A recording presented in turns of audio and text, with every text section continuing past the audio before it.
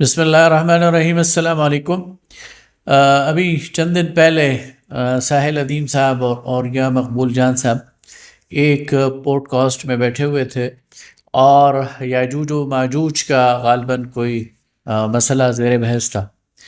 اس مسئلے پر تو میں نے زیادہ بات نہیں کرنی، اس لیے کہ وہ کوئی عقیدے کا مسئلہ نہیں ہے اور ایک اختلافی مسئلہ ہے، اور اس پہ بہت سارے لوگوں کی بہت ساری آراء ہو سکتی ہیں۔ لیکن اس میں جو ساحل ادیم صاحب نے تجاہل عارفانہ سے کام لیا ہے اور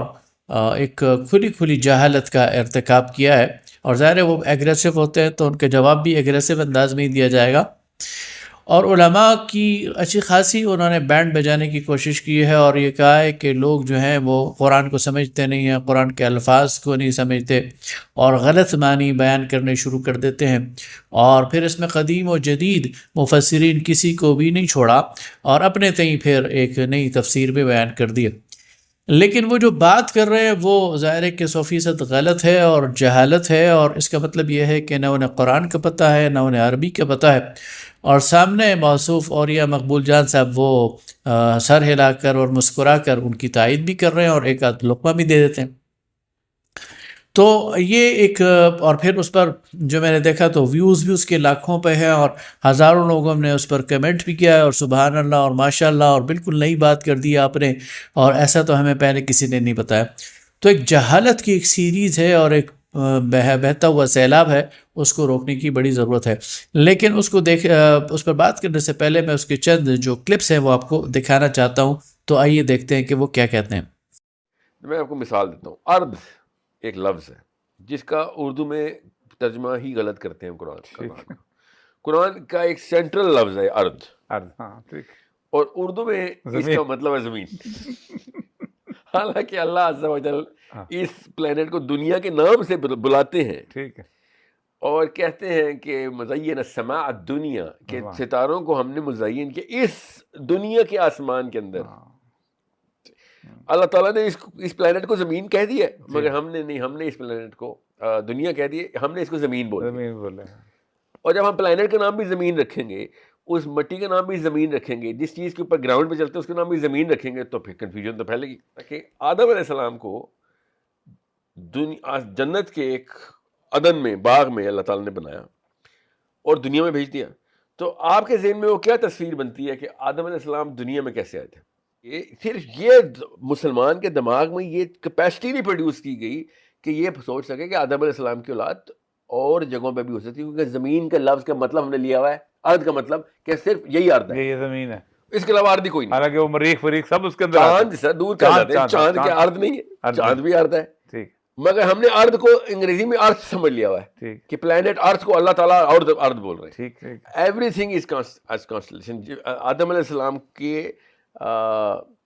جتنے بھی اولادیں ہیں وہ الگ الگ اردین کے اوپر ہو سکتی ہیں، کیوں نہیں ہو سکتی؟ بالکل ہو سکتی ہیں۔ اب آپ نے دیکھا کہ وہ کتنے دیدہ دلیری سے اور ڈھٹائی سے یہ بیان کر رہے ہیں کہ فلاں لفظ کا تو یہ مطلب ہے اور فلاں لفظ کا یہ مطلب۔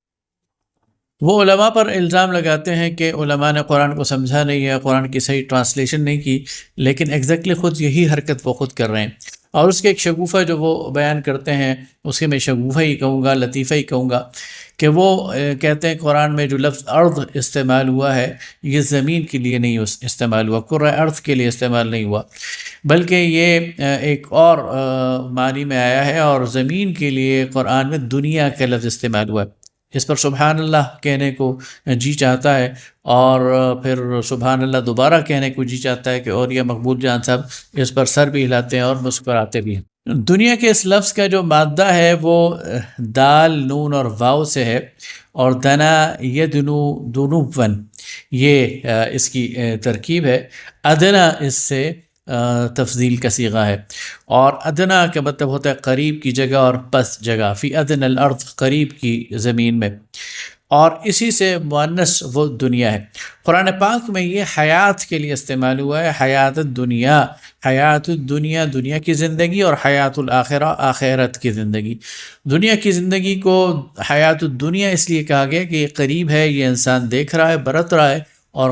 حیات الآخرہ وہ بعد میں آنے والی ہے، اس لیے اسے بعد کی زندگی کہا گیا۔ لہٰذا یہ زمین کے لیے استعمال نہیں ہوا بلکہ زندگی کے لیے استعمال ہوا ہے، قریب کی زندگی جو انسان برتتا ہے۔ اور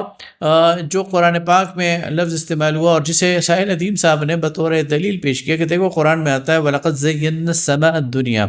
تو اس کا مطلب یہ اس دنیا کا آسمان، تو اس کا مطلب یہ نہیں ہے۔ وَلَقَدْ زَيَّنَّا السَّمَاءَ الدُّنْيَا کا مطلب یہ ہے کہ ہم نے مزین کیا قریب کے آسمان کو، اور ہمارے اس کرۂ ارض سے جو قریب کا جو ہمارا آسمان ہے اس میں ظاہر ستارے ہیں اور اس کی طرف اشارہ ہے۔ لہٰذا یہ دنیا کا مطلب قریب کی جگہ، قریب کی شے، قریب کی چیز، قریب کی زندگی آخرت کے مقابلے میں، اس لیے کہ آخرت اس دنیا سے اور اس زندگی سے بعید ہے۔ اب آپ دیکھیں قرآن پاک میں سورہ یونس میں ایک ہی آیت میں اللہ تعالیٰ نے یہ دو الفاظ استعمال کیے، فرمایا انما مثل الحیات الدنیا کماء انزلناه من السماء فاختلط به نبات الارض۔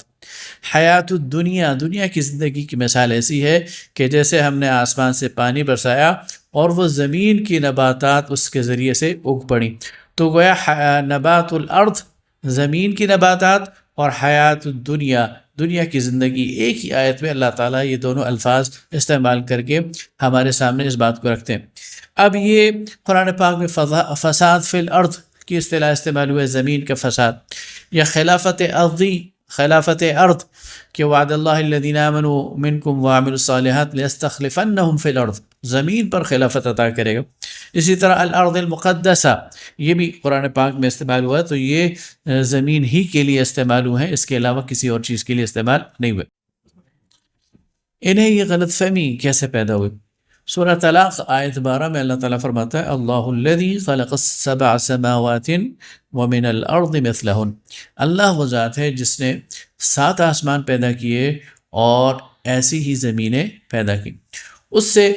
یہ ان کو غلط فہمی ہوئی کہ جیسے 7 آسمان ہیں تو 7 زمینیں ہیں، تو یہ دراصل اصل میں ان کا 7 آسمانوں کے متعلق غلط فہمی ہے۔ یہ سمجھتے ہیں کہ 7 آسمانوں سے مراد یہ ہے کہ ایک آسمان ادھر ہے، ایک ادھر ہے، ایک کہیں اور ہوگا، ایک کہیں اور ہوگا۔ ایسا نہیں ہے۔ اگر آج کی سائنس کی روشنی میں ہم ان آیات کا مطالعہ کریں تو اس کا مطلب یہ ہے کہ یہ مختلف سطحیں ہیں، جس طرح کہ سورہ انبیاء آیت 32 میں آتا ہے کہ وَجَعَلْنَا السَّمَاءَ سَقْفًا مَحْفُوظًا، ہم نے آسمان کو ایک محفوظ چھت بنایا۔ تو آج ہمیں سائنس بناتی ہے کہ زمین کے گرد یعنی خلا میں یا اس سے 50-60-100 کلومیٹر اوپر ایک ایسی سفیر ہے جسے آپ میگنیٹک سفیر کہتے ہیں، اور جو اتنی طاقتور ہے کہ باہر سے کوئی اگر شہاب ثاقب میں شہابیہ آتا ہے یا کوئی بہت بڑی چٹان بھی آتی ہے تو وہ اسے ٹکرا کر واپس ہو جاتی ہے، اور اس کے ذریعے اللہ تعالیٰ نے اس کرۂ ارض کو محفوظ بنایا ہوا۔ تو یہ زمین ہے تو اس کے گرد ایک تہ ہے، پھر اس کے اوپر ایک تہ ہے، پھر اس کے اوپر ایک تہ ہے، تو اس طرح کی تہ بر تہ ہم کہہ سکتے ہیں کہ یہ ایک پورے خلا کے اندر اور تعارش یہ سارا نظام اللہ تعالیٰ نے بنایا ہوا ہے۔ اسی طرح زمین کی بھی سفیئرز ہیں، زمین کی بھی تہیں ہیں، ایک وہ تہ ہے جس پر ہم چلتے ہیں، پھر ایک اس کے نیچے تہ ہے، پھر ایک اس کے نیچے تہ ہے، پھر اس کے نیچے، اور پھر جا کر اس کا ایک سفیر آ جاتا ہے اور ایک اس کا گول سرکل آ جاتا ہے۔ تو یہ اس کی جو تعبیر ہے اور تشریح ہے وہ کی جا سکتی ہے۔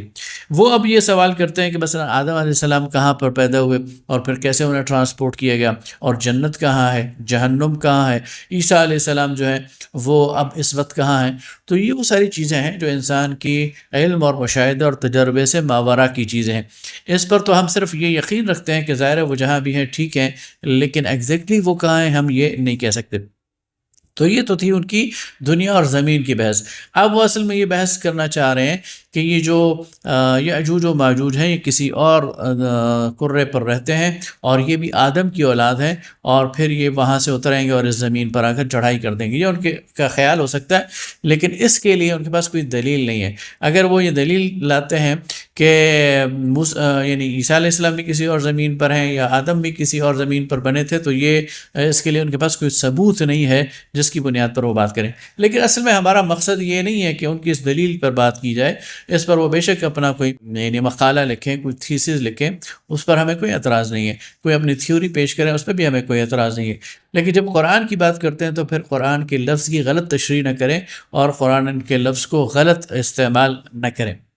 اسی طرح مثلا وہ لفظ صد کے بارے میں کہتے ہیں کہ اس کا مطلب حجاب ہے، یہ اس کا مطلب رکاوٹ ہے، اس کا مطلب دیوار بھی ہو سکتا ہے، یہ معنوی طور پر بھی استعمال ہو سکتا ہے، یہ حقیقی طور پر بھی استعمال ہو سکتا ہے۔ لہٰذا قرآن پاک کے الفاظ کو توڑنا مروڑنا اس کو بند کیا جائے، اور اس کے ذریعے لوگوں کو گمراہ کرنا بھی بند کیا جائے، اور اس کے ذریعے یعنی علماء کا مذاق اڑانا، اور مفسرین چاہے قدیم ہو چاہے جدید ہو ان کا مذاق اڑانا، تبری کے حوالے سے ایسی بات کرنا، تو یہ مناسب نہیں ہے، اور ہمیں یہ امید تو نہیں ہے کہ وہ اپنی بات کو ایکسیپٹ کریں گے، اپنی غلطی کو ایکسیپٹ کریں گے۔ ایسے موقع پر اور ایسی اسٹیج پر انسان فائز ہو جاتا ہے کہ پھر اس کے لیے اپنی غلطی کو ایکسیپٹ کرنا مشکل ہو جاتا ہے۔ البتہ جو سننے والے ہیں انہیں ہم آگاہ کرنا چاہتے ہیں کہ ان کی اوقات صرف یہی ہے کہ یہ